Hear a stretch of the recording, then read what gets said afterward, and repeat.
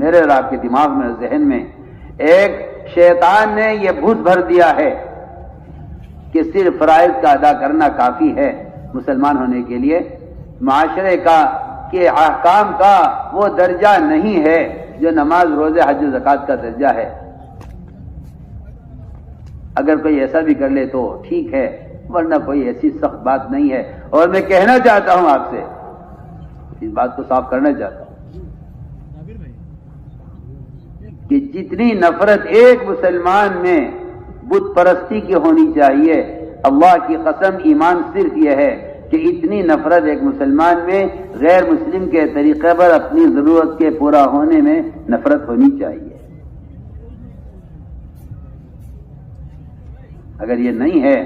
تو میں اور آپ اپنے ایمان کے بارے میں دھوکے میں www.delhimarkazlifebeyan.com۔ سچی بات ہے۔ میں مثال عرض کرتا ہوں،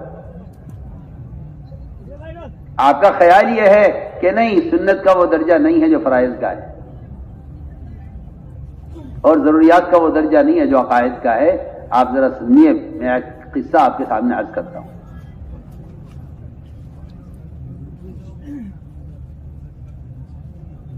صحابہ کرام نے دیکھا کہ جب یہ کفار اور مشرکین مسلمانوں سے قتال کے لیے میدان میں آتے ہیں اور جنگ سے فارغ ہوتے ہیں تو یہ اپنے ہتھیار ایک درخت پر لٹکا دیتے ہیں۔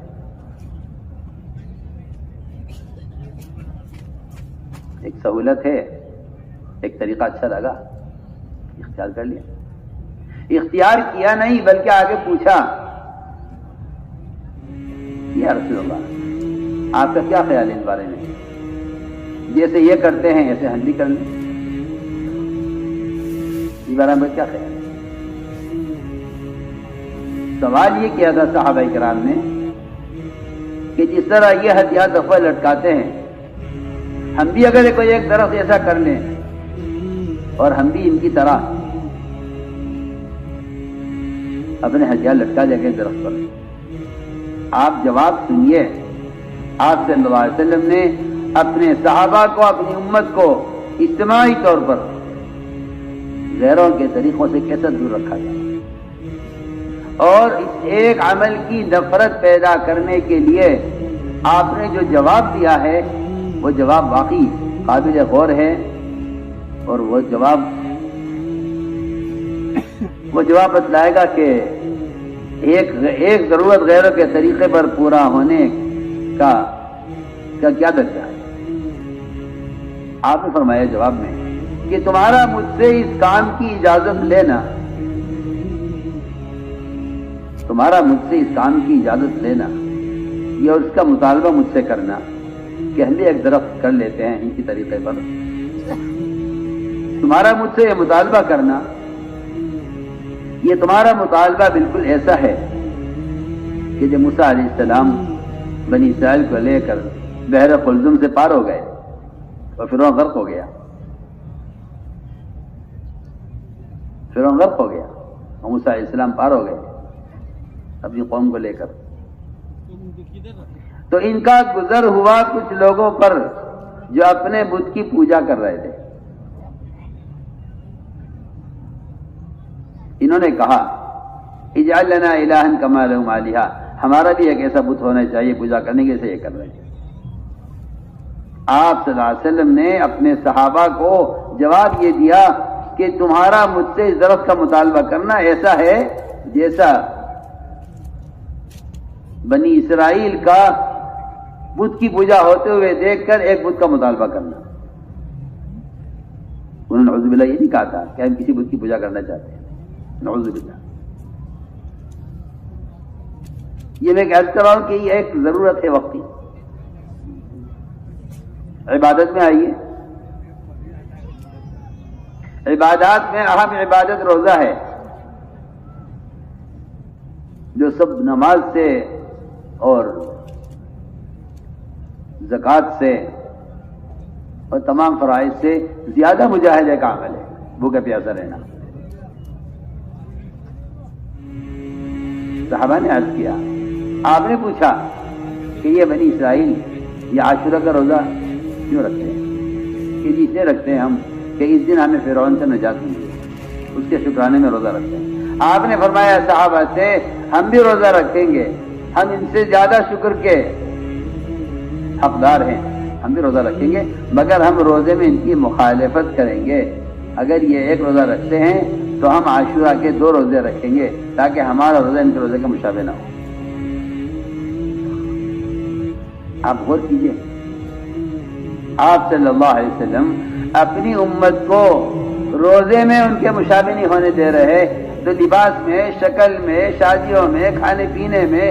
پہنے اوڑھنے میں کہاں گنجائش رہے گی اس کی کہ آپ ان کی مشابہت اختیار کریں؟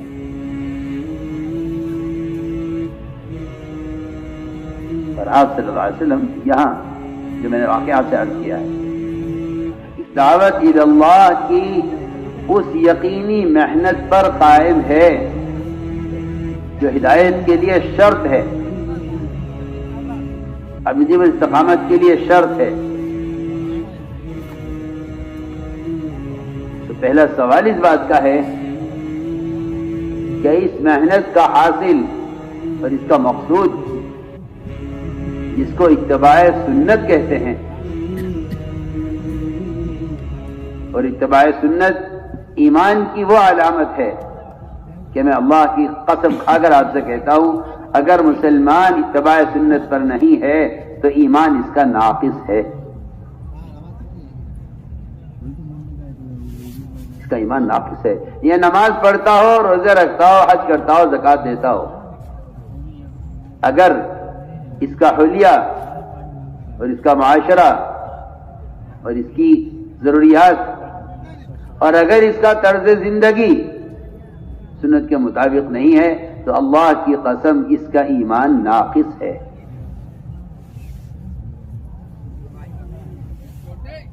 میں نے اور آپ نے اس پر کبھی غور نہیں کیا، ایمان ناقص ہے۔ کیوں؟ اس لیے کہ قرآن نے، حدیث نے صاف کہہ دیا کہ جو آدمی محمد صلی اللہ علیہ وسلم کے طریقے پر پوری طرح قائم نہیں ہے وہ ناقص ایمان لیے پھر رہا ہے، اور ناقص ایمان سے وہ راضی ہے۔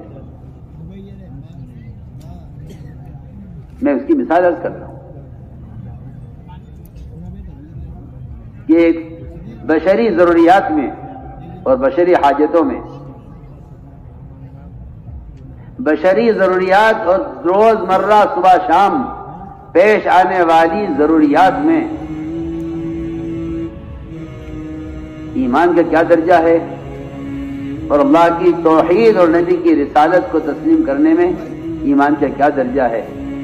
اور فرائض کے ادا کرنے میں ایمان کی کیا درجہ ہے،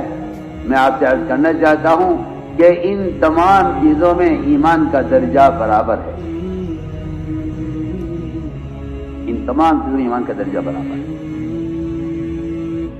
چاہے وہ عقیدہ ہو، تو شہادتین گواہی دینا ہو، وہ نماز، روزہ، حج و زکوٰۃ کے فرائض کو عملی طور پر اپنے اندر پیدا کرنا ہو، اور وہ مسلمان کی روزمرہ کی اپنی ضروریات ہوں۔ جو اہمیت ایمان کی توحید میں ہے، اور جو اہمیت ایک مسلمان کے اسلام میں بت پرستی سے دور رہنے کی ہے، ایک مسلمان کا ایمان جتنا اس کو بت پرستی سے دور رکھتا ہے، میں آپ سے عرض کرنا چاہتا ہوں کہ اتنا ہی اس کا ایمان اس کو اپنی ضروریات میں غیروں کے طریقوں سے متنفر اور دور رکھے، تو کہا جائے گا کہ ہاں آپ کے پاس ایمان کامل ہے۔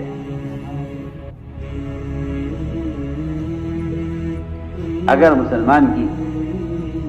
کوئی ایک ضرورت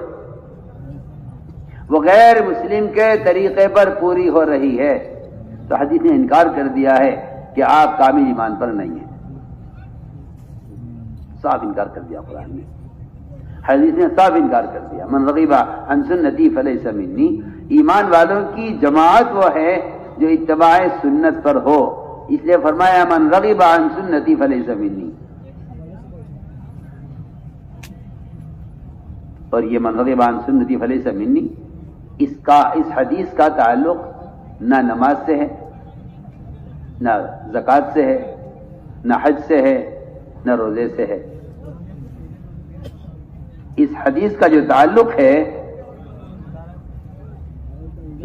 جو تعلق ہے وہ شادی اور بیاہ سے ہے۔ بڑی آپ حدیث، جنہوں نے شادی اور بیاہ میں ایک بشری حاجت میں نبی کے طریقے اعتدال سے آگے بڑھنا چاہا، آپ نے خطبہ دیا ان کے خلاف اور یہ فرمایا یہ لوگ میری امت میں سے نہیں ہیں۔